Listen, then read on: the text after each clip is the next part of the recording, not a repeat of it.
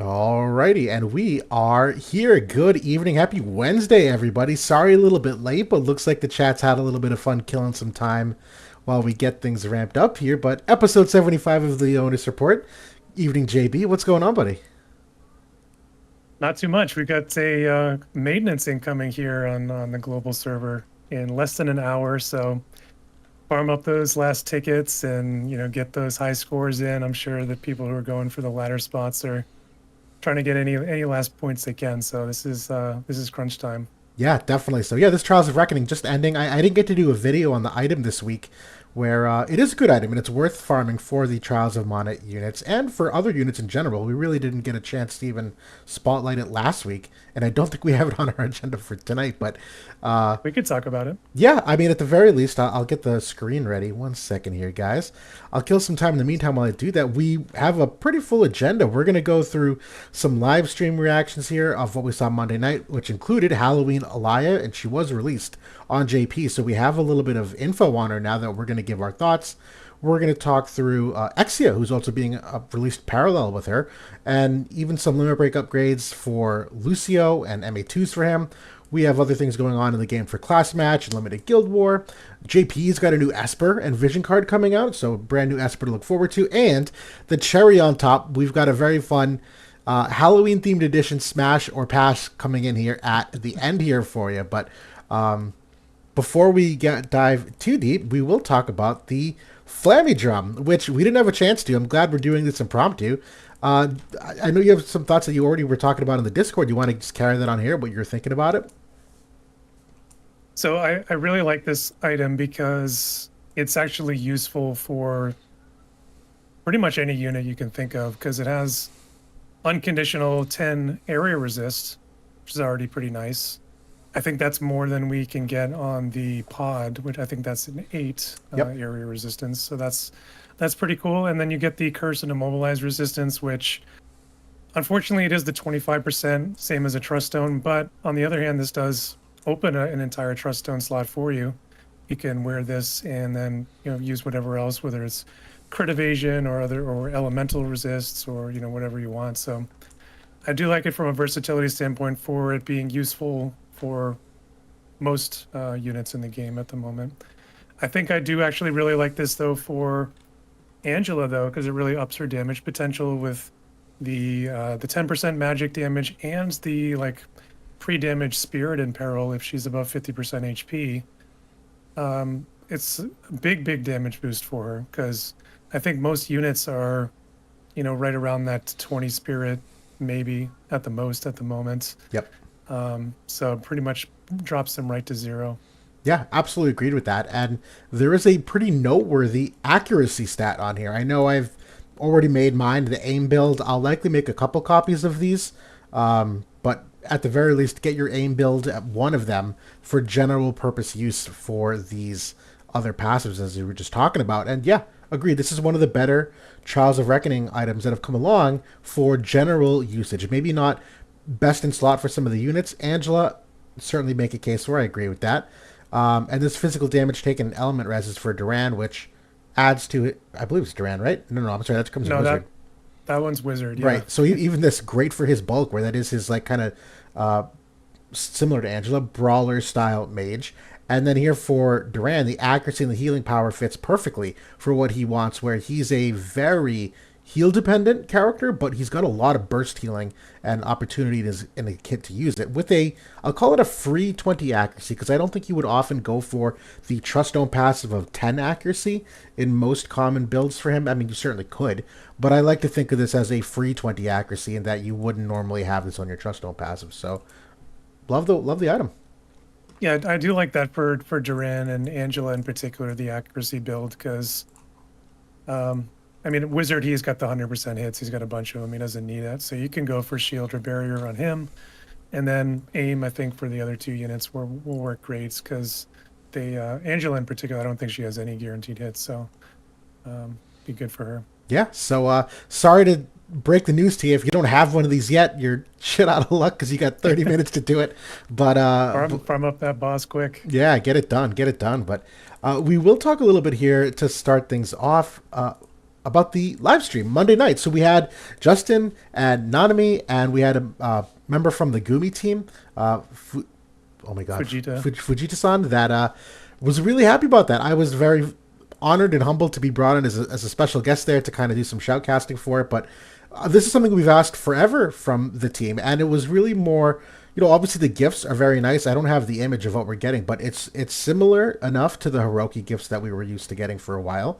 And that's one thing that we did miss, where obviously we wanted just a little bit to ease the burden of the cost to play. But I think it was a big symbolic win for them, where for a long time we were just wondering, do they even care to put any effort whatsoever into the global side of things?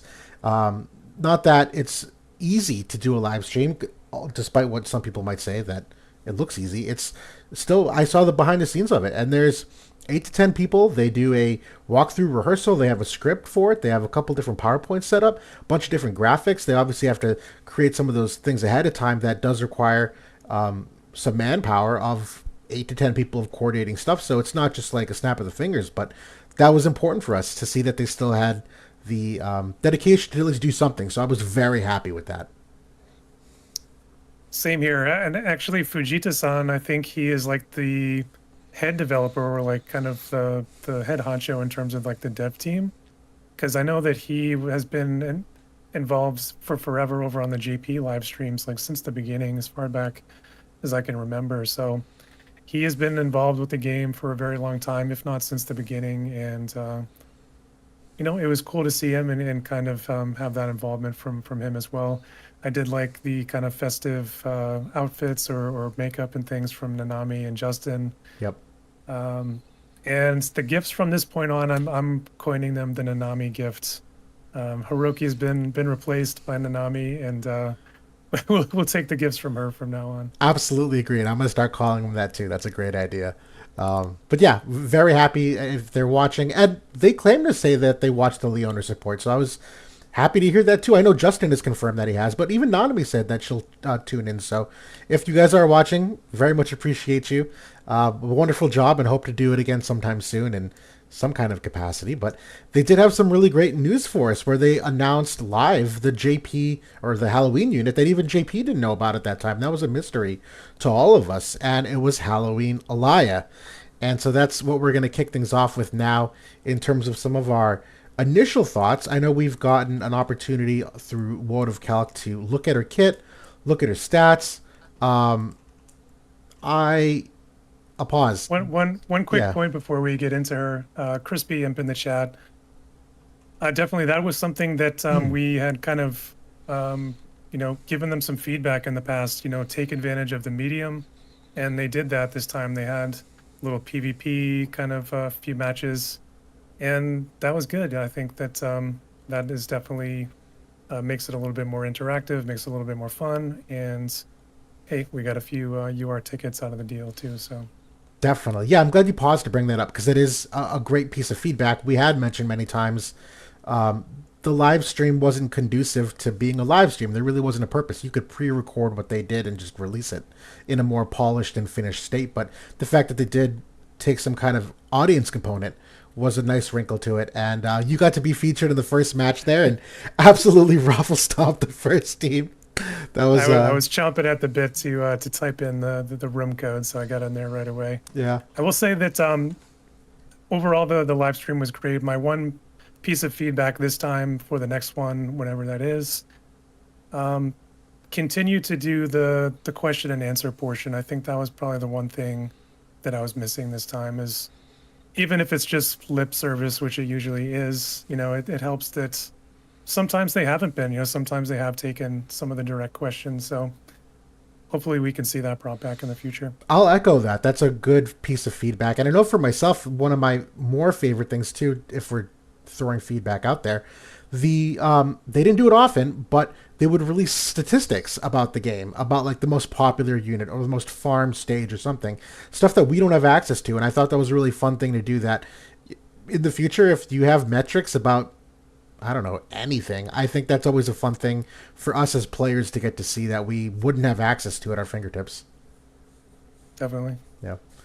But no, we will get back to Halloween Alaya here in the interim.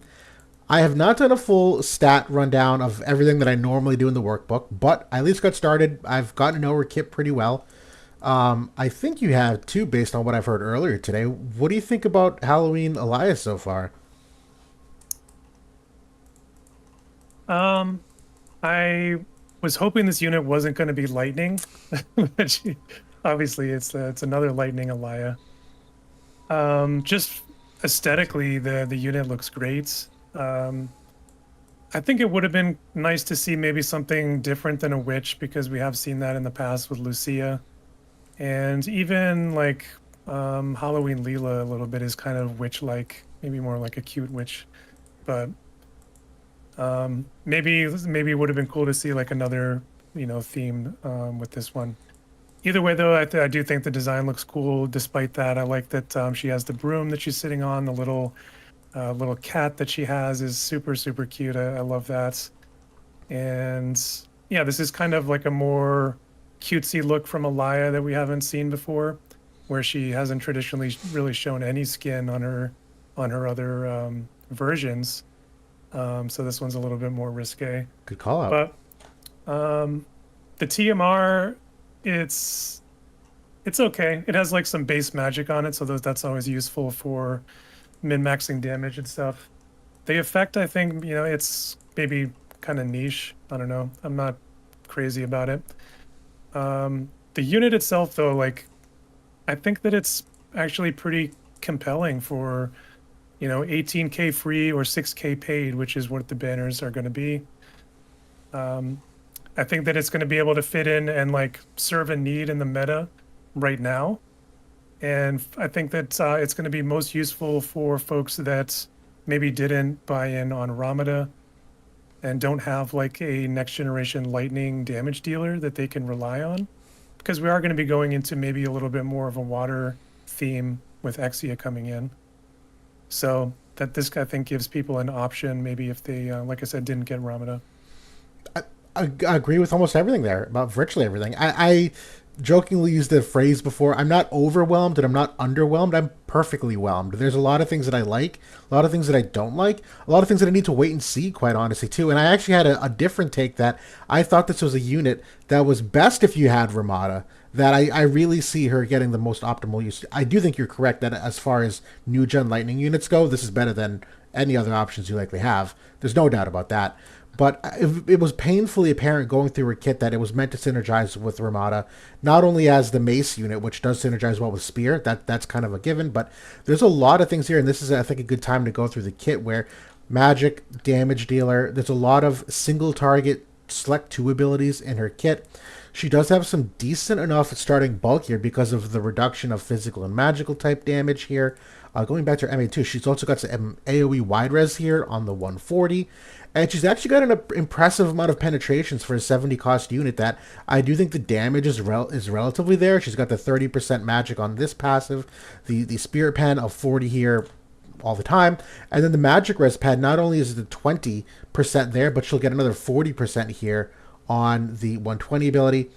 But to go over some of the key things about her, and I think the most important thing is what she brings for sealing capabilities, that she is able to seal enemy haste removal, she's able to seal enemy protect removal, and able to seal enemy courage removal. Those 3 things are impeccable in conjunction with each other. That's a gross amount of utility to bring to the battlefield that there's some things that I still think are overall weaknesses, which we'll likely get to in a couple minutes here. But her other big thing is that she does focus on decreasing elemental chain res, which does go exactly with her TMR, as we talked about a second ago. And I will talk about that more toward the end. There is the lightning apparel here, which obviously helps her, but also Ramada if you're going that angle. And then the limit break is a wonderful 67% chance to inflict confusion, which, this limit break, I think some people are underwhelmed by. I think there are good reasons to be underwhelmed by, and me personally, it's probably my lower tier of status effects overall, but at the end of the day, a 67% chance of a status effect is still valuable no matter how you cut the mustard. And so I do like this limit break for the damage it does for herself as well. The sub job options are actually rather compelling here too, where I actually like her main sub job. It's got a all attack resistance in peril. It's got a great TP ability for very high evade units that she can't hit. That the AI will often use these TP abilities if the hit rate is 0. That this is a select 2 to inflict Toad. No one's gearing against that anymore. I could see this having some really fun ramifications. But even the Scholar subjob has a very valuable magic barrier break, which she does not have in the main kit, which is one of my criticisms, if you will. If you were to look at most of her kit, she does not have any barrier break. She does not have any shell removal. She does not have any magical damage reduction removal. And even the AoE Widers removal is not here, which doesn't matter as much for her because she's very single target oriented. On the plus side, Ramada does have magical AoE Widers removal, so again, some little synergy there. But even the Kotodama Wielder subjob is compelling from that it has the guaranteed hit, and it's got a magic barrier here. So there's a ton here to like up and down the kit. The passive abilities, honestly, are awesome. And I haven't talked enough about some of the weaknesses. I've kind of hyped her up, but I will pause in case there's anything else you want to add in here so far. Yeah, just to circle back on my initial point about, Ramada. Yeah, I do think that they work excellently together. It was just more like, I think people that are going to pull both of them are probably either huge whales or they're lightning mains, or heavily built into lightning. But yeah, they do work like peanut butter and jelly. They're going to go together perfectly. She's got the re-raise removal. Ramada does. Does she do courage removal? I can't even remember. Right I don't think she has either, to be honest. She doesn't have either. Yeah, but she's got the barrier break, and yep. There's a lightning in peril here for Alaya, which is nice. So yeah, and then Ramada's got the chain in peril, and she's got the elemental chain resistance down. Yep. So yeah, there's some definite things here to like. The misses for me right now are no curse resistance innately. Yes, good one. No barrier, but she does have that really, really nice passive, which especially into like mixed damage teams, she's going to get the most value there because they're hit-based effects. So if you're going up against like Shrek and Sephiroth, then she's going to get 3 hits from each of them of damage reduction. Yep. And 40% physical magical reduction. That's like having Glassy and Dario in front of you, essentially, at least for those 3 hits. So it does that passive being so excellent also gives her some flexibility in kind of the other things you can use here. Like she's got agility, she's got accuracy. You could go for the cast time reduction, which I think actually you might want to in a lot of cases because she does have like her job 25 and at least one other skill has a pretty long cast time. Yes. I think that she's kind of designed to, or at least is going to favor in a lot of builds using the Orochi Esper because it has the 250 cast reduction, it has the magic res penetration, which is a bit lighter on, and it has the curse resistance as well of the 25. So I think that's probably going to be one of her best choices there. I totally agree with that. Yeah, the curse resistance. That's one of my other points of weakness for her is that compared to other units, there's not a lot of self-sustain in the kit here, and basically none, quite frankly, in terms of what she has innately in the kit. There's no damage absorb abilities, there's no heal back, there's nothing of the sort. Her broom, which we are kind of skipping ahead to, does have a like one-time activation effect, and I remember hearing Umbra translate this. This is worded a little bit funky for what it actually is, but I recall that this is it activates once, that you can absorb 30% damage once when you fall below 50%. So it's not multiple times. So that is one like point of relative concern, that it seems like she's a little bit reliant on some kind of healer in the team or someone to pass on some kind of healing, however that might be, because there's really nothing here innately. And that is a little bit worrisome given what the status quo is. But she does have the counter ability as well as an absorb attack. You know what I was thinking that, but the modifier on here is so low with the 121%, and it's only a 30% chance to proc. I don't think this is going to amount to much in terms of like actual sustain. It's a good call out though. It's inaccurate for me to say she has none when she clearly has this. It's a relatively short range too. It's like range 3 or 4. Right. 3. Right. So it's a good counter ability, but I'm not relying on it for like a ton of self-sustain. But yeah, other weaknesses, you nailed the You nailed the nail on the head with the cast time, that she's got no cast time reduction at all in the kit. And so when you consider those 2 out of her 4 main job abilities have some kind of cast time, you would like to normally have a little bit somewhere in the kit, and your only option, it's not even on a buff. It's right here on the passive. The accuracy is not awful. It's not what we're used to with the 100 cost new units. It's not terrible, though. She does have 15% accuracy here on the board nodes.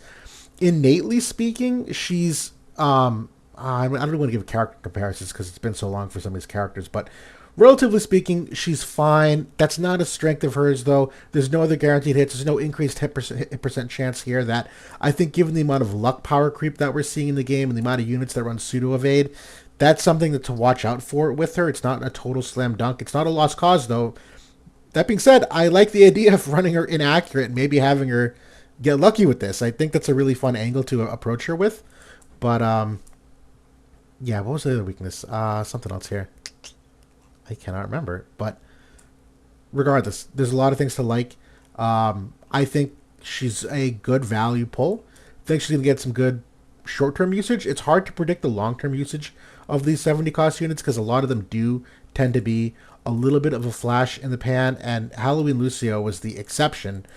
Really carried on the back of King Bradley for as long as he was, as well as Ashen Mont and the Earth cards, as well as the lack of really like any wind presence for most of the game. So I think Halloween Lucio is a unicorn in that sense. But the rest of these, you look at units like Winter Wrath last year, who is also a Mace Lightning unit. Some people have been wondering about this connection, but this unit is very much like anti-magic only, and a little bit power crept here that it's a little bit more difficult to use her against what we're seeing for very competitive teams. Dark Ketone was great for strike meta. Hasn't been seen since. These were good units, good for a month. Volke, quality unit, really wasn't making a splash. Don't even Sunil, and as we know, even Lilith as of late. And if you even go further back to go Gernsback and Grifford, Bronwell, these characters really haven't done much. Shal's also being the exception, but I'm letting that temper my expectations too about being realistic about how these normally age. I think, yeah. I mean, that it's hard to argue with the 70 cost units. Like over the past year, they've been more like short-term solutions, flash in the pan, you could say. And I'm sure that's probably what we're going to see with this unit here, where she can fill a need here for folks maybe for a couple of months, and then, you know, she has kind of a falling off. I feel like her kit, though, is overall like pretty well-rounded. That I don't think it's going to be super quick unless we kind of hit, God forbid, some other power creep, which please, God, don't. Right. The accuracy, though, I think like comparables are going to be like Angela or, you know, even Sephiroth, kind of in that 190 base area. Yeah. And then, you know, if you use the passive, it's going to be like around 210%, which actually it's pretty solid. It's above average at that, even for the next generation average. So agreed. The problem is, though, can you afford to use that passive and give up the cast time and give up maybe the agility? That's going to be kind of the trade-off that you have to make there. But I think, you know, there's some flaws with the unit, but overall I think it's pretty solid, and I think the damage potential is definitely very high, I would say. Yeah. So. Yeah, not only does she have the oh my goodness, where was it? The imperils here, but the 40% innate unit res pen, which is exceptional. This is more valuable than a crush percentage of imperiling unit res, because debuff weakening can limit how much that ends up being decreased by. But typically this is pretty awesome, particularly on a passive. A lot of times there's, you know, on a buff you can get buffs removed, and you can have units like Cloud and Shadowlynx, I think, that have the buff efficiency. I think Lotus Fiend is another unit that having this in the passive baked in at 40% unit res pen is pretty awesome for a 70 cost unit in particular. Especially because she can bring that up to 80% with her limit burst. Yes. We haven't seen that high. We haven't even been close to that high. Like Shrek gets 50% with Garuda if she has that equipped. We haven't sniffed anything above 50%, so that is exceptional. Definitely. I was gonna say I have two hesitations with this unit that is making me be a little cautious. Number one, I've tended to not be able to really accurately predict the impact of agility related things in this game. It's so hard to look at like how CT up does and how turn order like haste abilities can affect things because there's so many variables moving at once. We've at least gotten to a spot that we've seen enough CT up mechanics that we really kind of like get an idea of how awesome that is. But right now, the haste seal capability, I need to kind of see that in action. I need to see her pass it on to allies and realistically like how much it can be applied and which units use haste in the mid fight as opposed to the beginning of the fight where it might get removed early before you can seal the haste. But in my head, if you can seal enemy haste removal and you can have like 2 or 3 units hasted for the majority, if not all of the fight, that will like single-handedly win you most of these fights. So I don't want to underrate that aspect, particularly when you look at herself, which she can give. We didn't talk about this. She can give herself haste when you fall below a certain percentage threshold, so that's one version of her protecting her own haste. Units like Thunder God Sid have haste on the limit break, and there are other units that have haste on the limit break, which are used a little bit later on the fight. But I might even go so far as to look at something with Lucille, who, being a lightning unit, has haste on a select 2 that if there's opportunities to put Alaya with Lucille and dare I say Ramada, I know mono lightning is kind of like a thing of the past, but if you can seal enemy haste removal, that might be an unquantifiable like benefit that has no counterplay if you can't remove it. Like you're just gonna you're just gonna lose on turns. So I don't want to like lose sight of that here as I start to experiment with her more. Yeah, I mean, it's kind of. I mean, we've been getting some taste of that with Shrek, you know, because she has the dispel ceiling, which also includes dispel haste, and we're going to see that with Exia as well. So we're getting a lot more counterplay here just to that general dispel ability, which I think is long overdue because you know it's incredibly powerful, especially when you have it on hits like Sephiroth does. So Yep. it's going to allow like some different interactions in the meta, which is nice. And I don't know. I think this unit is for the price. I think it's pretty solid. I would agree. For 6K with 200 shards, I think is usually what the package is. That seems like a bargain. Yeah. And then of course the 18K free. So I think when we're talking about negatives, though, I think we also need to bring up the fact that she's in the Mace group, which hasn't gotten any development in a very long time. The last unit, I think, for the Mace group was Dagger, I think. Yeah, the unit Dagger from Final Fantasy IX. Yeah. Right. Yeah. And card-wise, we hadn't really seen anything since around when Dario came out in that vision card that came along with him. So at one time, Mace was actually pretty well developed, like about a year ago. Yes. And then pretty much nothing has happened, you know, since then. So a lot of these cards there is some quality stuff in there, but it's a little bit older. The connections are not optimal, like in terms of who's in the meta right now. There is like a little bit of linkage to Katana and a little bit to Black Mage. That's probably the strongest in terms of what's playable right now. The rest of the stuff, though, is pitifully outdated, I would say. So that is definitely, you know, something that we'll need to keep an eye on, especially with her vision card coming next week. I feel like that's part of the analysis of, you know, whether you want to pull this unit. Yep. What is that vision card going to enable for her in terms of other teams outside of Lightning? Because I feel like at the moment you're kind of jerry-rigging job cards with her. It's not going to be that great. Lightning, it looks a lot more compelling, like with Ramada and Lucio for the moment. I agree with that completely. Yeah, that's one of the first things I looked at.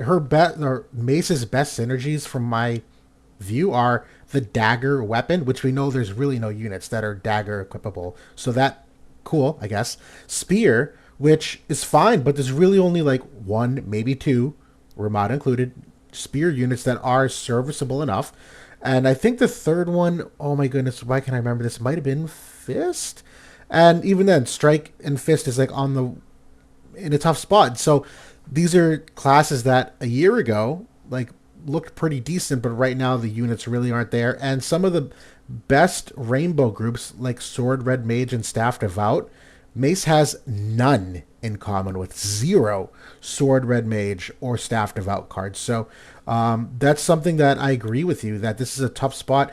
And although they have a couple decent ones here, they are very heavy on the agility percent in terms of the main slot VCs that we look for. Which out of the like three you can go for, the unit res, the area res, agility, or even the AOE wide res. Agility is probably the most like replaceable of these because you have some rainbow cards like the Ramza card, the Helena Black Rose, Dark Vision card, and even just some of the bestowed effects of some of these vision cards. The bestowed effects can have agility percent on them that you can make up for in other ways. So the fact that they don't really have a lot of unit res or area res options makes the team building that much harder. So I agree, this is going to be a big handcuff for her, unless it's an absolutely busted vision card she comes out with, which maybe it is. It could be. Yeah, I mean, we were kind of trying to take some guesses about what it would be.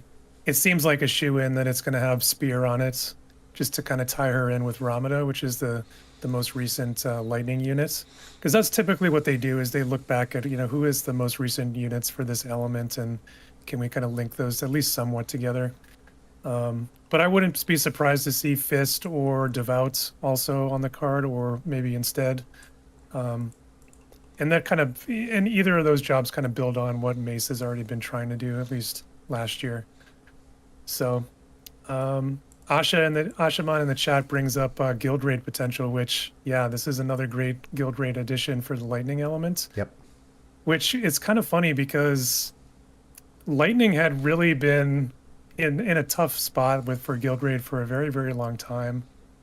Ramada and Squall obviously made huge inroads there.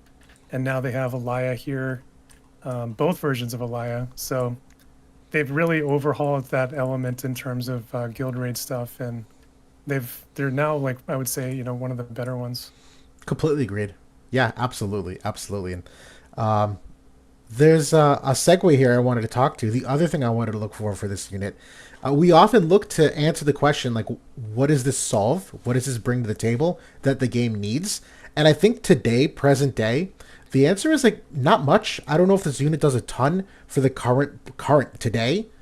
This is the perfect segue though. You have to think about where JP is, where they already have Exia, and we're going to talk about Exia next. And I think it's a good segue because this chart that we're seeing is the JP timeline of like the last like month, top 10 guilds. And this, I don't know how well you guys can see it, but this teal line here that has the massive jump off is Exia.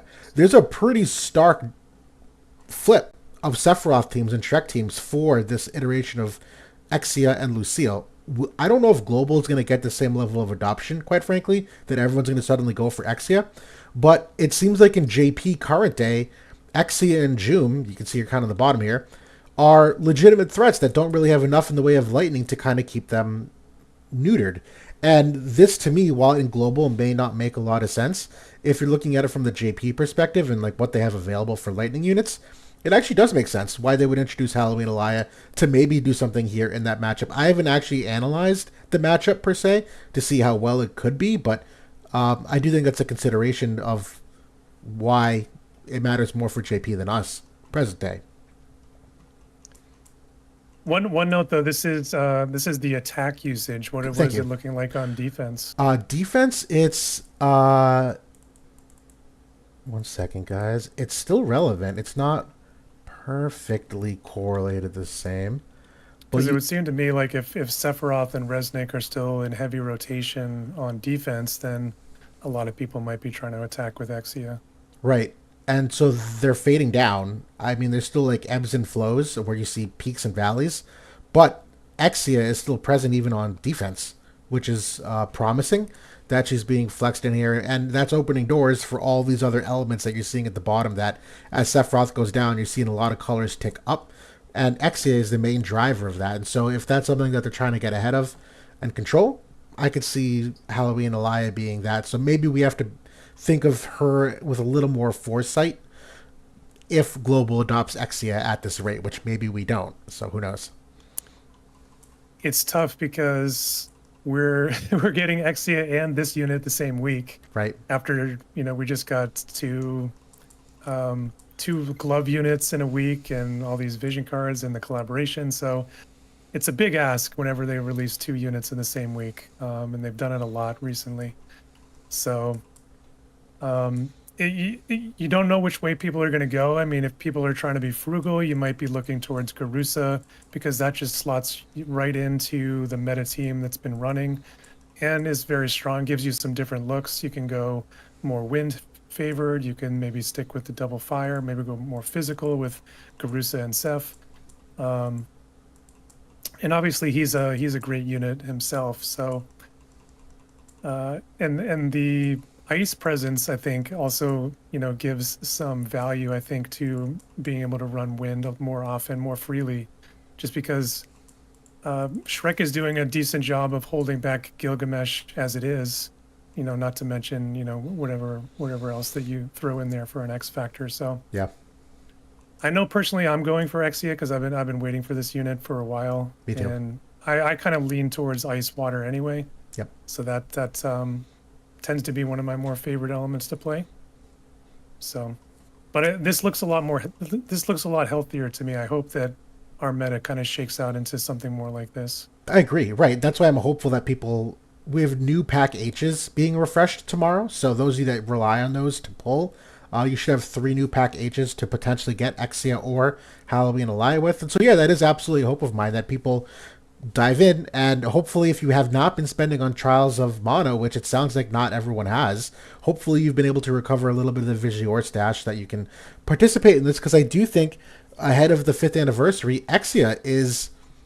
I'm not going to throw out the term S rank because I think she's purely as valuable as like a Sephiroth is, and I think he's so disproportionately amazing that she is disproportionately amazing because she's necessary. I don't know if that's going to be the same thing for the next 3 to 4 months, where some of these units come out and they're like gangbusters for months as the top unit.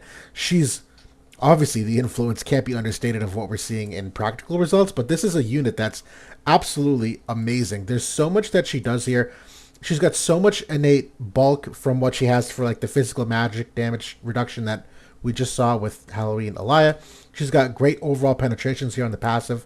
She does also have, potential buff duration extension and decreases in cast time. We'll talk about the time age stuff in a second, but the main enormous thing that can't be understated is the fact that she, on her buff to allies like Shreka, seals enemy buff removal.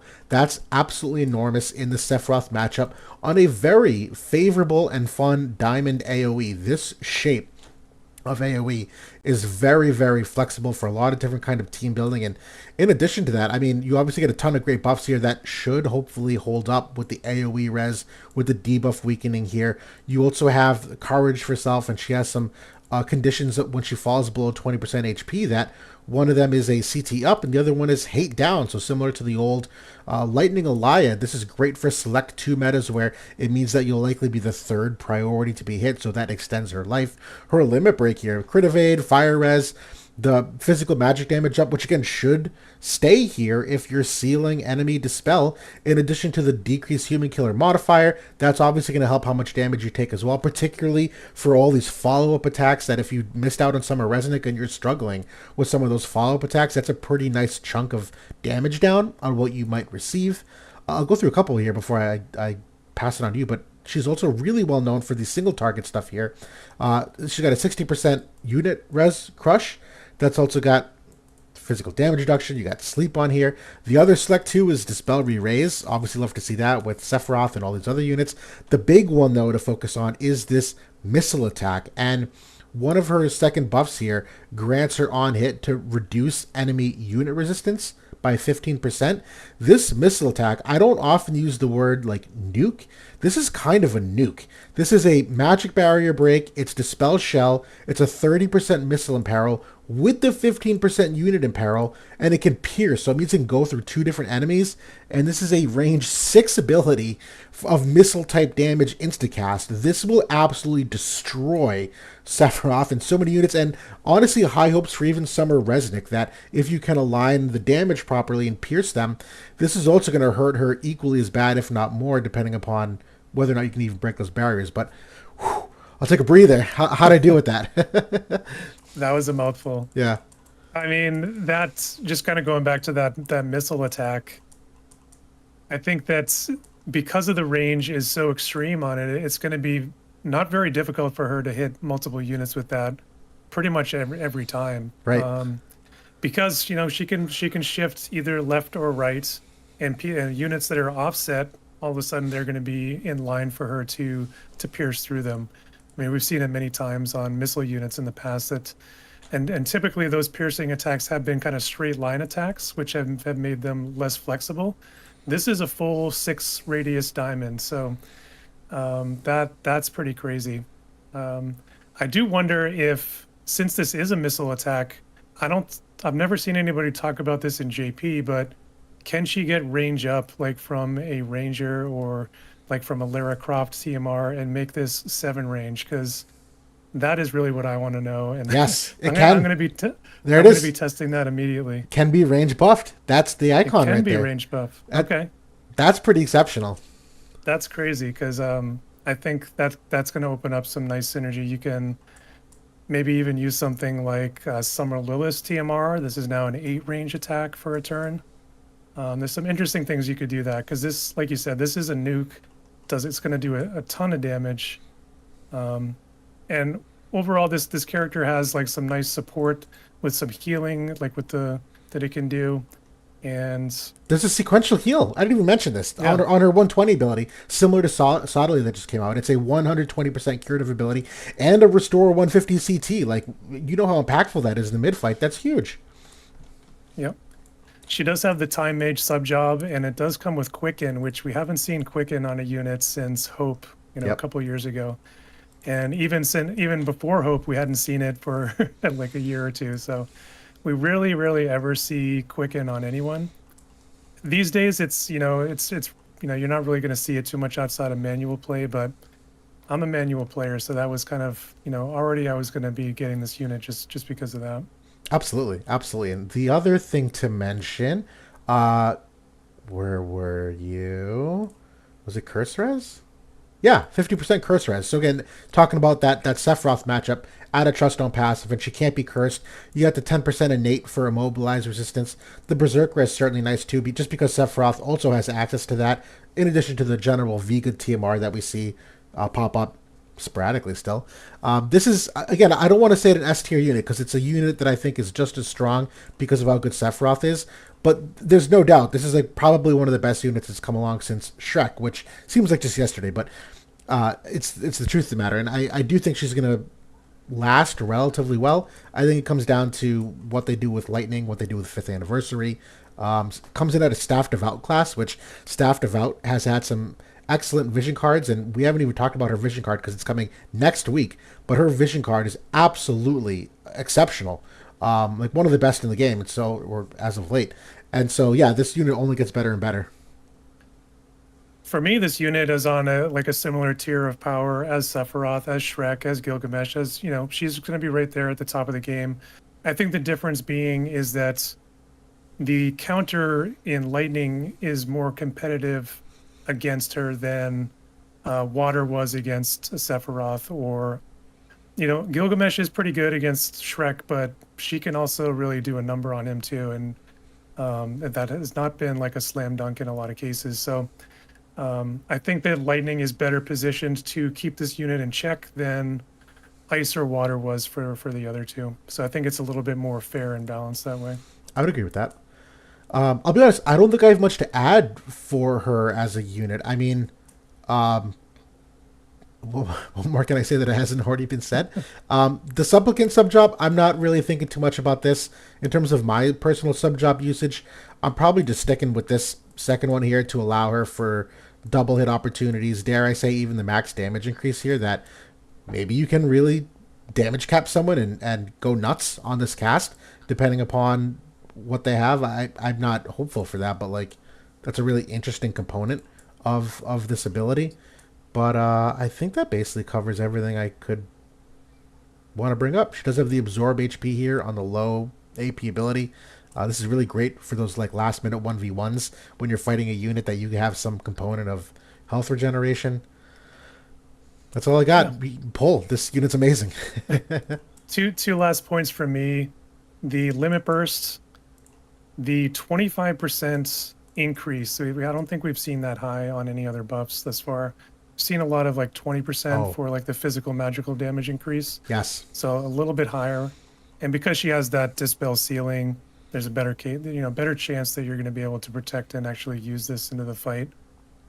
Kind of going back to the guild raid potential, again, this unit is going to have that in the sub job, the 2-hit multi-hit attack with an agility break on it, which is useful in guild raids. Yep. And she's going to be able to use the Halloween vision card for the Yeah. triple hit attack. So I'm give me glad you brought that another- up. I did my quick review earlier, and I gave her a 2 initially for PVE, and then as I was like editing, I realized, I'm like, wait a minute, no. She has slow here with a unit res and peril on the slow. She's got the agility percent down. She at least has the double hit. She has the triple hit on that vision card that we were just talking about. That I kind of realized with the missile and peril here too, that there's no reason for her not to be an exceptional guild raid unit. Yeah. Yeah, it requires the vision card. You wouldn't bring her if you didn't have it, but aside from that, yeah, I think she'll be good because oftentimes they have been, or at least recently, increasing the damage cap for magic damage. So Yes. that 2-hit is oftentimes worth like as much as a 3-hit for some other damage types. Yeah, completely agreed. But I think we'll keep things moving here. Was that the 2 points you wanted to go here? All right. Yeah. Her weapon. We even talk about this. This is a good one. Again, reduce physical damage by 15% when your health is above 70%. I'll take that all day. I still don't know if it's better than the Wizard Rod. Quite frankly, Wizard Rod has proven time and time again that that's the best of the best. But this one is certainly compelling. Yeah. Yeah, I mean, I think if I was seeing a lot of like heavy physical, like 2 physical damage dealers, I would maybe lean towards this one over the Wizard Rod. But if it's just Sephiroth that you're going, up against, you don't need this one. Use the Wizard Rod. Yep. No, totally agreed. And then we do have other Halloween unit updates. And Halloween Lucio, we were just talking about a second ago, actually got some pretty great upgrades here. Now, I don't think we're going to see any kind of resurgence of Halloween Lucio.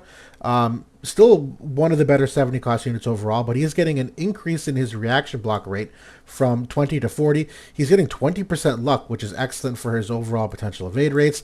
And the 5% physical damage, sure, that's nice. Adjust some of the power creep of what we've seen. I'll pause here because you got a limit break upgrade too, but anything in particular here for the MA2 that you like?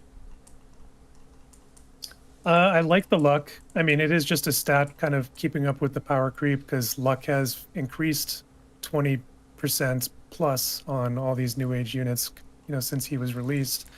So it kind of keeps him on a similar plane relative to the other units in the game in terms of his evasion, and that is his main survivability. So I think that's good.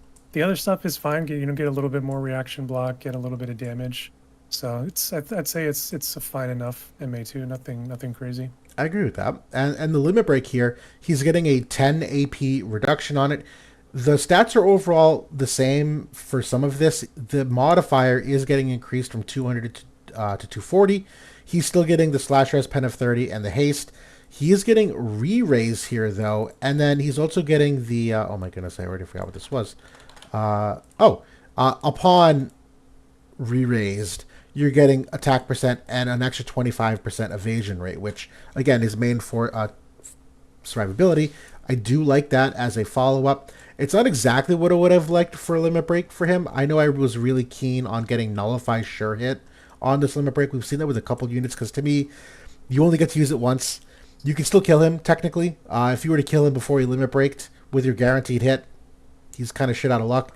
But I do agree that this unit is very boom or bust on the hit rate. And I think at this point in the game, a lot easier to hit him. And honestly, the teams that he was best in are no longer really viable. He was amazing with King Bradley and Ashen Mott, who had that resurgence. And even before then, there were other units that did really well. And I don't think you're getting those same team synergies. So I don't think you're going to get that same Lucio ceiling that you're used to seeing.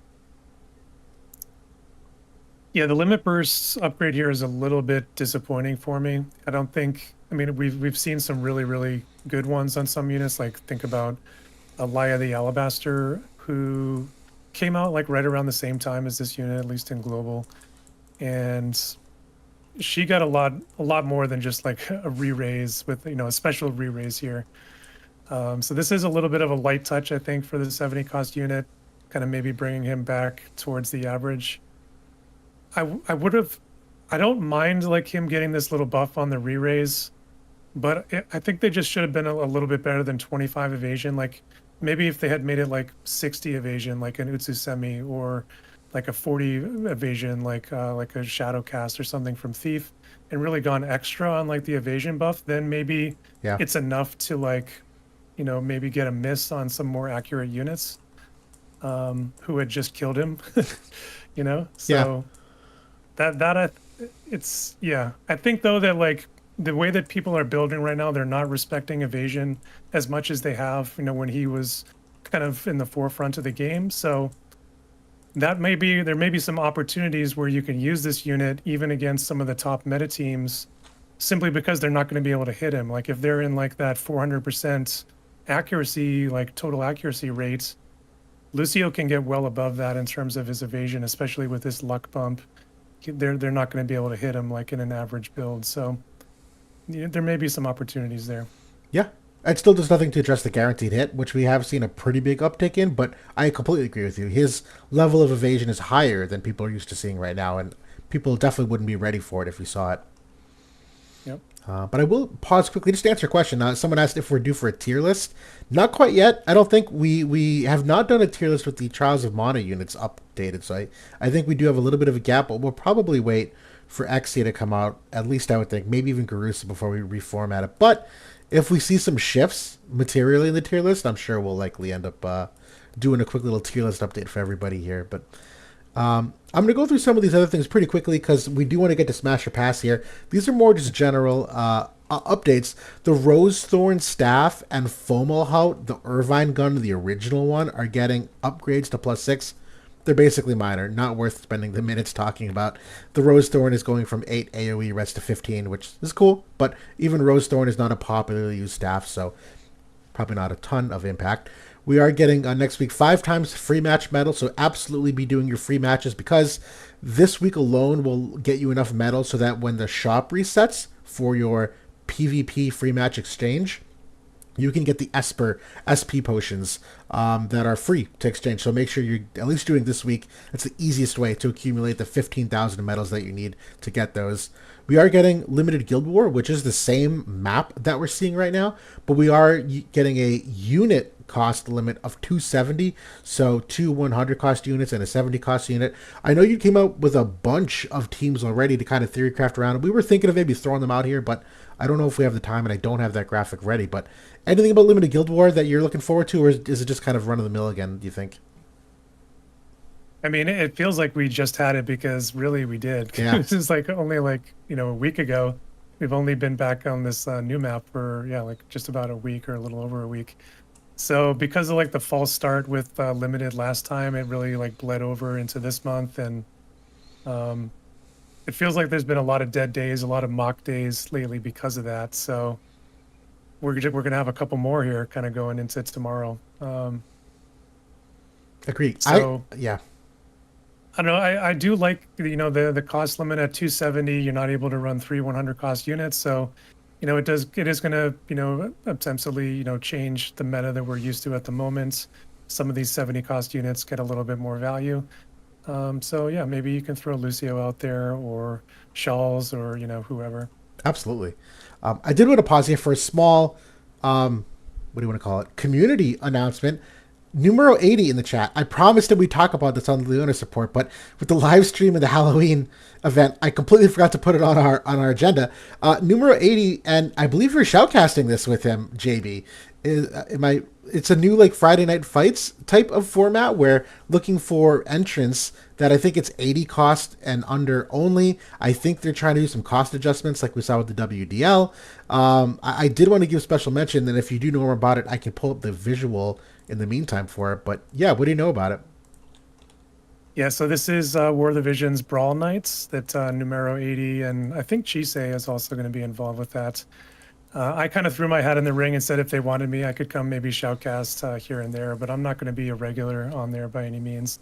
But yeah, he's kind of trying to pick up the torch from Oron J and kind of that Friday Night Fights that ran for so many weeks and years. So this is kind of a new iteration of that. They do have a custom cost structure, so they kind of try to rebalance some of the units by changing some of their costs and what they're actually worth in the game. So definitely check it out. There's a Discord you can go and join in if you're interested in it, and should be a lot of fun. The first one's going to be just in a couple of days on Friday. Definitely. And yeah, this post is on the War Division's FFBE subreddit. So I'll try to find a link to put it in the description, but you can go find it there right now. And it looks like the first matches are kicking off 2 days from now, this Friday the 18th. So definitely tune in and look out for that. And hopefully I can get you some more info about it. But I at least wanted to make sure I mentioned it here because I do think it's a great thing for the community. I love that he's organizing it. It takes a lot of work. I love that you're participating in it. It definitely deserves some mention to maybe bring another aspect of passion back to the game that has been missing on the like online portion of content creation, if you know what I mean. No, there was a big following to Friday Night Fights. A lot of people were really into that. There was like a hardcore group of players that kind of went from there onto WDL that Kason ran, and now Numero is kind of picking up the torch there. So excited to see that. Definitely. And I don't think I have links disabled in the chat. So, Numero, if you do have links to the Discord or anything, feel free to drop it. Again, I'll try to do it in the comment section after this video gets uploaded. But yeah, feel free to drop it now. I see some people asking about it. So, yeah. Okay. Thank you for the pause there. We'll keep going through some of the other news announcements. The next one here for PvP is class match. Unit cost 290 or less. So you're getting 2 100 cost units and a 90 cost unit potentially. Very interesting that they're going for that. I don't think I've seen 290 in quite some time, but the benefits to the map effects, no CT down capabilities, so it's a complete nullification of that. Unit res piercing rate is being decreased by 20%. So these units with unit res pen, getting 20% less overall, and every character is getting crit evade plus 200% for 2 turns at the start of the battle, so that will hopefully help with some of the follow protect damage and just some of the general explosiveness that we might see. But really interesting effects. I know you look for CT up nullification when it comes to quicken and whatnot from the manual side of class match, but 290 I think is very interesting because it incentivizes the use of 90 cost units, which sometimes are the odd men out in a lot of these cost formats.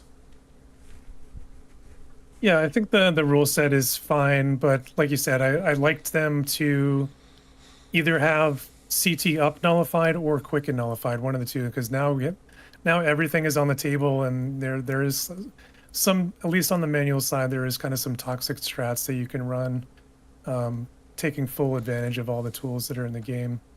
But it is what it is. We'll we'll deal with it. Especially it's tough with the follow-up attacks with Quicken and Keen Blade on the table.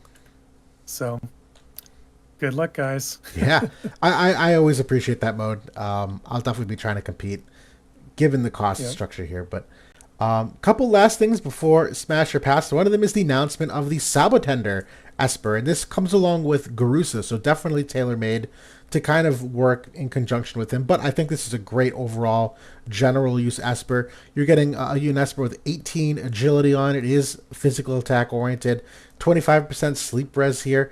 Very cool call out. I think it's honorable mention. The ability of this is strike damage off of 100% attack. This is, I think, noteworthy because there's often a problem with many Espers that even the ones that are physical type as an attack main stat, the effect of the summon is magic scaling damage. So when it comes to auto PvP, the AI will almost never prioritize the summon because it almost never does the maximum amount of damage.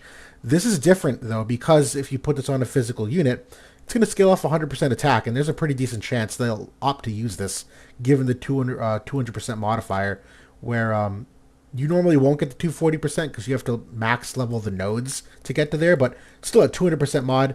Overall, I think it's a pretty awesome summon, but the skill tree in particular, the big note here on the bottom right here is the physical AoE wide res, and I think it was 15%, if I recall. Yeah, I'm pretty sure it's 15%. Yeah. Thank you. 15% crit evade, obviously very nice, very topical. Curse resistance here, where you can get 15% curse res for up to 40% with the Trust Dome passive. Also, a lot of really great notes here for the magic res, which are seeing an uptick in the meta in. The general purpose 5% attack. You also have the ice res option if you want to bring the resistance to a positive, being a wind Esper if you don't want to expose yourself to that kind of damage. This Esper looks exceptional. I'll just stop there. Pretty nice. You know, he could get a mix of defenses with the magic resist, curse resist, wide resist. Not as much from the offensive side unless you're a wind unit. So obviously Garusa would be benefiting the most here. Or, you know, maybe, you know, you want to break out you know, Wind Veritas, you know, with the curse resistance. Maybe that's on the table. But yeah, I do like this, especially for the curse resistance, because it gives us another tool. You do have to you do have to pull it and pay for it, unfortunately, but it is another option, and we have been asking for those. Yep, absolutely. And the vision card, I always like these because it's kind of like a 2-for-1. That I feel like out of all the Holo VCs, this gets you the most value, obviously, because you get two things for it. But this is a vision card that, and again, this is not in global. This is JP weeks, maybe even months from now. Bow, katana, sword, knight, and staff black mage. It's a unit res VC with 50% attack, so absolutely a main slot vision card here that's going to give a lot of attack to a lot of these physical damage categories like katana and sword knight and even bow, despite the fact that some of the bow units recently are more magic oriented. It's got a guild war holo effect of the 15 debuff weakening, which you'll get the full amount of in the main slot here. This looks like a pretty awesome fishing card, quite frankly. And yes, it's for katana, which stinks. We've seen a lot of that. But even a classic sword knight, I think, is really great for this. I think it's a great vision card.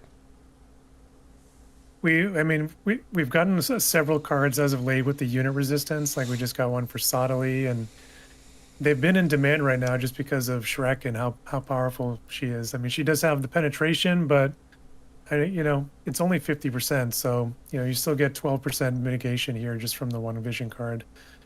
And, you know, the crit evasion on there also helpful. You know, that kind of mutes some of the crit damage modifiers.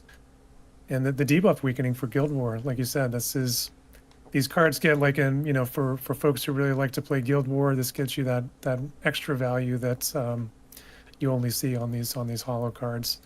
The fact that this one comes with a nice Esper is makes it like a pretty valuable pull. And, you know, I don't know if it's worth 20k pity, but still still pretty good. I do like the kind of the quite a lot of units on here with the 4 jobs, and they're pretty populated. Even Bow, I think that particular job, it's kind of a meme job, but at the same time, it has been getting a lot of development here, like the last 6 months. Yep. And it's to a point where it's getting more competitive if the units come through. So, you know, maybe we'll see that here in the near future.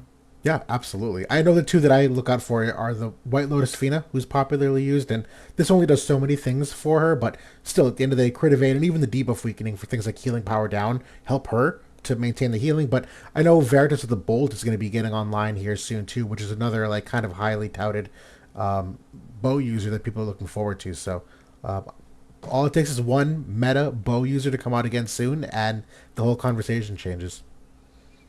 Shout out to the Frost Lord too, Veritas of the Frost. Great card for him with the unit resistance and attack. Mine is just getting to the point where he's max reincarnated now from the medals I've been getting. So me too. I have been kind of itching to test him out in some different teams. So I think he actually could be pretty solid into the current meta team, despite being ice.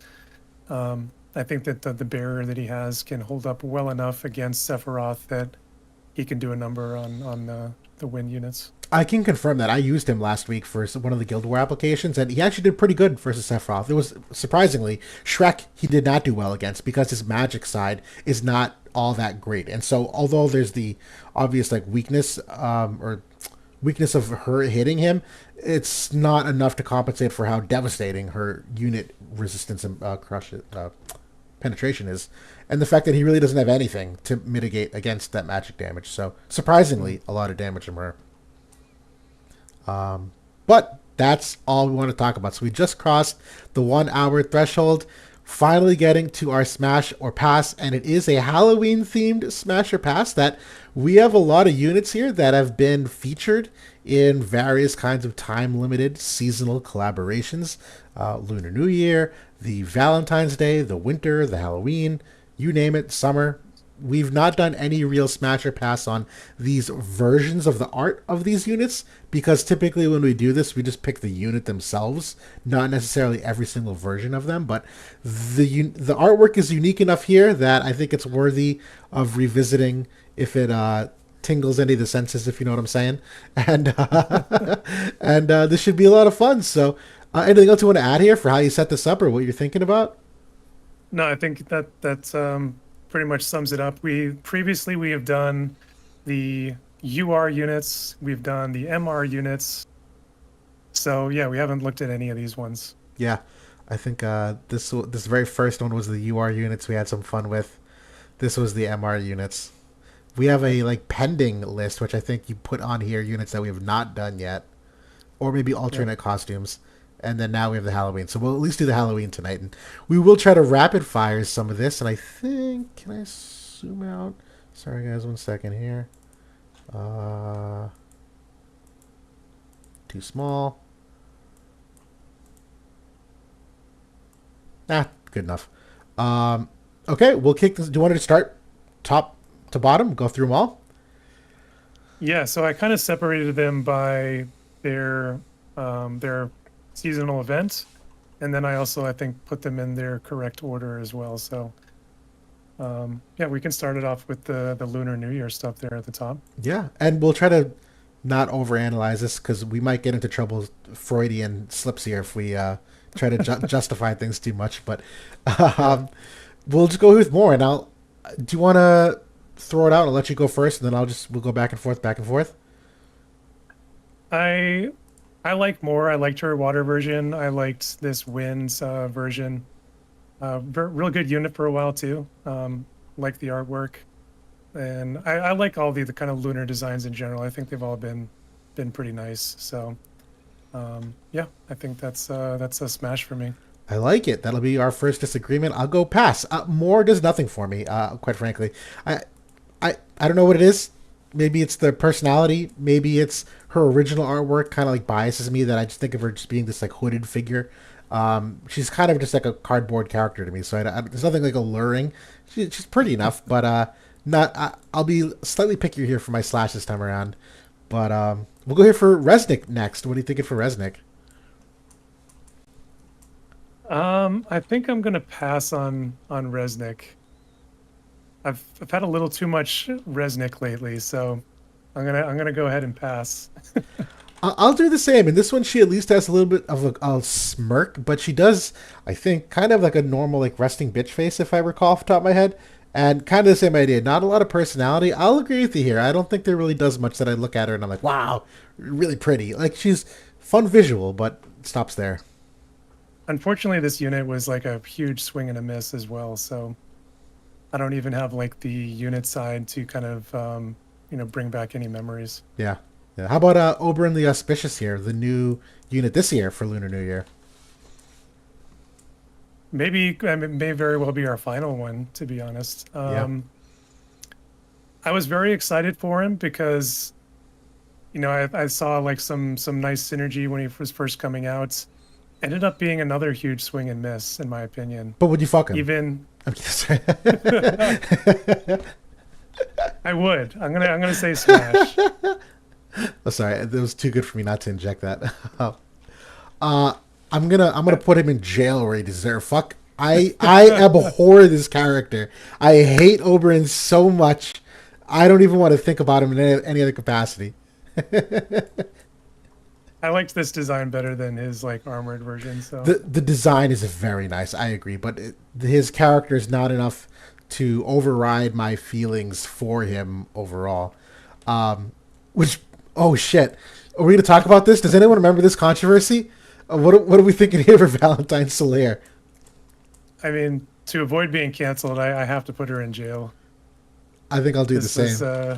Was, evidently caused a big uproar in the community because there's some questions about how old she is and how she was dressed, but whatever. yeah, it was. I think canonically, people were able to piece it together that she was under 18, and they changed her artwork for maybe was it JP? I know at least global they changed it. I'm pretty sure, but her original artwork had her legs way more exposed, and it was far more of like the Marilyn Monroe like dress fluttering up pose with like the lace that Japan has. No judgments. Different age barometers socially of what's acceptable, what's not, and what's risque, what's not, and was seemingly fine for JP, but global not the same. And so, yeah, that was a fun time. Yep. How about Valentine Eldyra? I like Ildira in general. I like the kind of book librarian kind of look that she's always had. So I would smash on Ildira. I think I would too. It's not my favorite design, but I don't think it's enough for me to pass. I think if I had a couple shots, I would say yes. Who am I kidding? Of course, I'd say yes. How about Sweetheart Miranda? I like this version of Miranda. I think it's a little bit less tomboyish than her normal version, than her water version. Funny, Which I think the opposite. I think this is more tomboyish to me. really, I I don't know what it is. Maybe because her original one, the side part seems more like a hairstyle I'm used to seeing. This one, maybe the hat just throws me off. I love the costume, but physically, I don't know if it's. I'll let you continue though. I'm a little bit on the fence. It does make her look kind of more like younger too. I think I'm gonna pass on this one. I think I'm too for that same reason. It's a little too tomboyish and a little too young, quite frankly, in the style. Um, but that brings us to Winter Moshery here. What are you thinking? I really like the design of the this Mashri. I think that's one of the better ones. So I'm gonna smash. I completely agree, and I am as well. I think this is my favorite seasonal design they've ever done. The artwork on this character is just absolutely exceptional and worth pausing because apparently we both think highly of it. One second, where are you? Right next to Delita. Thank you. Yeah, this outfit is just awesome. I mean, it's exposed but not exposed. The shoulders, it's ornate. The bow, the proportions, even just like the pose with the spear and whatnot. The ribbons and how things flow, and it's very textured. It's a really really great design. It's unfortunate she was never really a good unit.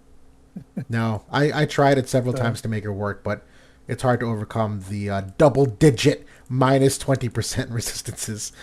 yeah, But the next one here is Winter Ramada. What are you thinking? this is a definite smash. This is I think they really nailed it with the designs of those first couple. This one she's kind of like pretty risque, like in terms of the design. I'd say too. Not much coverage to the derriere.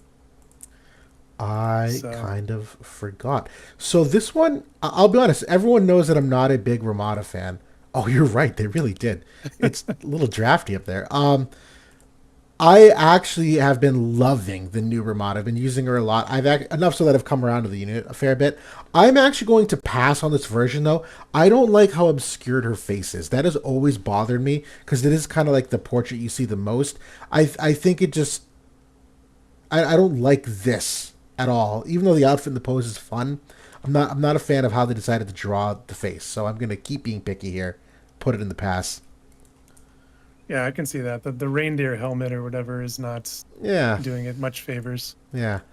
And I know everyone's looking at me now like, Will, you're being crazy. These are all smashes. Let's be serious. But I'm sure it'll change. How about Winter Victoria? Yeah, I'm having a hard time saying no to anybody at this point. No, you're doing fine. I wouldn't say no to Victoria either. This one, it's like so classy, like so.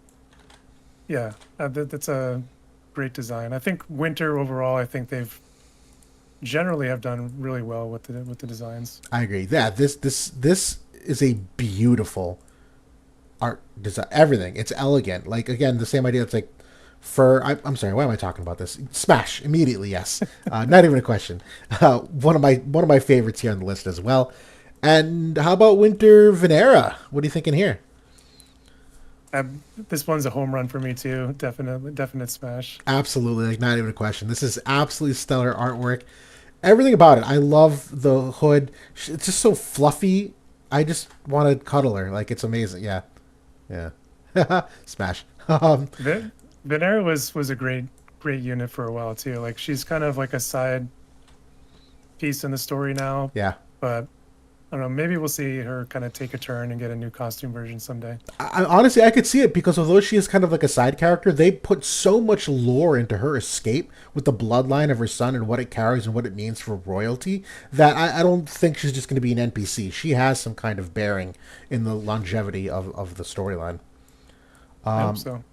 What about Winter Luartha?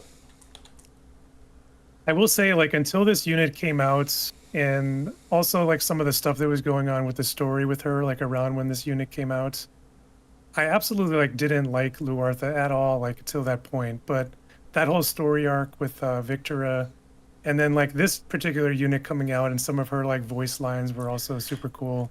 Oh, Um, okay. that I like this one too. But the voice itself is like still annoying, but the voice lines were funny. So I agree. I would smash. Yeah, I would smash too with the asterisk that I cover her mouth the whole time while her voice actress is Just don't talk. just don't talk. Just please just don't talk. But the artwork I do like it. It is nice artwork. Which brings us next to Winter Ravies. Like one of the more like forgotten winter units. I feel like this unit was good for like a week and a half, and then never seen again. Yeah, what are you thinking? I like the design, like it's kind of like elfish, but I think I'm gonna pass. Um, yeah, I am I'll leave too. it. I think the outfit's really cute. I think the design is great. I just think from a It's a smasher, little too cutesy for me. yeah, smasher pass. And to be fair, she was on my pass list too to begin with. So there's even her as a unit does really nothing for me. But Shadow Links on Ice, one of So the most I know this disappointing one units. is not a seasonal unit, but I threw it in here just because a lot of us thought she was going to be a winter unit. So yeah, I threw it in there. It's good throw. Where does it land? I like this version of Shadow Links. This one is a more elegant. The outfit is good. It's like kind of the ice skater look. So yeah, I would smash. I am going to concur. Um, yeah, yeah, yeah, I like the tattoo or the garter or whatever on the leg is good too. yeah. It's not my favorite. It's probably my least favorite of the smashes, but that's a smash. That's yeah. How about Winter Raff from last year? I'm gonna pass on Winter Raph. I really like Raph's normal version, but something about this outfit or this look never really did it for me. Maybe it's like the thing on the arm or like the or shoe or whatever. And I really don't like the hat either, so that's a pass for me. You know what? I'm going to agree. I actually don't find Raff attractive at all in any iteration, quite frankly. So that's just kind of where I land on her in general. But we'll get to Halloween Ryu next, and very interesting unit. What are you thinking for him? I really like the design of this unit. I'm a huge like zombie fan in general. Like I love zombie movies and I love the Resident Evil series. Like anything like zombie, I'm into. So yeah, I would smash and probably get turned into a zombie when I did it. So I think I had Ryu on my smash in the original one. I'm gonna overthink this. I might go pass here just on the basis that I can't imagine hooking up with a zombie. That would be really tough to get into. So I think on that Yeah, basis alone, I might go past, but it's a stellar art design. This is amazing. yeah. Uh, what are you thinking about Halloween Fred? I really like Frederica. She was like one of my first waifus in the game. So this unit just burned me so bad though that I think I have to pass. But unit was like such a huge swing and a miss. Yep. It's never been good in the game. Nope. That it sours me too much on an amazing design. I'm going to agree, and unfortunately, I'm going to pass for one specific reason. I have always thought this art was super cute. I've always liked the little star on the cheek. I like the color theme. I think the pose is very dynamic. Someone mentioned to me, and I can't unsee it, that it looks like she's wearing a diaper. And I can't unsee it now. That however they decided to draw the skirt is just like this big like around her that I can't unsee it now. But like the rest of it, if I cover it up, like the cape, I love the jack-o'-lanterns, the teddy bear hanging from the side, everything S tier. But there's just something about that now, and you know what? Fuck it, I don't think it matters. Smash. We're going back to Smash. Just take it off. Yeah. And I think I skipped one because I was scrolled too far. But Halloween Leela was technically one that we missed on here. Is this jail? I think it's jail. It's definitely jail, but I will say that this unit was awesome, and the voice lines are awesome. Amazing. And yeah, that was such a good unit for such a long time. Yeah. But yeah, it's definitely jail. Absolutely. What about Halloween Lucia here? Was a very fun unit that had a lot of high impact. Art design, though, what are you thinking? I really like Lucia. I've liked her original version. I liked this one too. The pose is kind of weird for me, but I think overall, like the design is cool. I like the bats and everything, and she was a great unit too. So that's a smash. I think I'm going to agree. It's not my favorite, and Lucia, her original version, I think I prefer that artwork to this artwork personally, Oh, but yeah. it's a great design. It's hard for me to put it in a pass category. What are we thinking for Halloween Lucio? I think he's got to go to jail for me. Oh, I think this is like his younger, like even though he's a like Alucard version or vampire version, I that feel means, like this is still like his boy like version to me. well, I'm going to wait 18 years and he'll look the same because he's a vampire, right? Isn't that how that works? No, I'm kidding. That's true. Okay, I'm just going to play it safe then and go on that logic. It's a great design. I would normally say Smash if I wait 18 years with his immortality applied, but yeah. We'll see if we can like Edward Cullen just not age for 200 years and just look the same. It is a good design. Yeah. I do like the design. What about Halloween Alaya coming out here now? I really like this one. I think this is. I really liked the original version of Alaya. I didn't like as much the bridal version. This one, I think, maybe my favorite out of the three designs. I am going to hard agree with you. This original design, it's fine. I am not. This does nothing for me. It's not ugly, but it does nothing for me. I agree. This version, no strong opinion. Yeah. It's pretty, I guess, but like, eh. I would agree. This is probably her best iteration, and for that reason, I'm going to absolutely smash. This actually might be one of my favorite artworks they've done. That if I were ranking these, she'd probably be top 5 at the moment in my smash category. Yeah. Yeah, I like that one. Summer Ketone, is that jail? I don't know. Mod Smash. Do we smash? I'm kidding. I think it's got to be jail for Yeah. me. Yeah. It's too young looking, especially with the body and everything. So I was just gonna say, age or not, this is like prepubescent in my I can't. I can't. Next. Jail. Oh shit.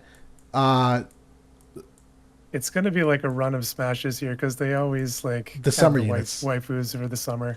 Yeah. This one may be my favorite out of all the summer units. I think this is the best summer design in my opinion. I agree. I think back in VIP, Quistis was really great about giving nicknames to every single unit. We never called units by their actual names.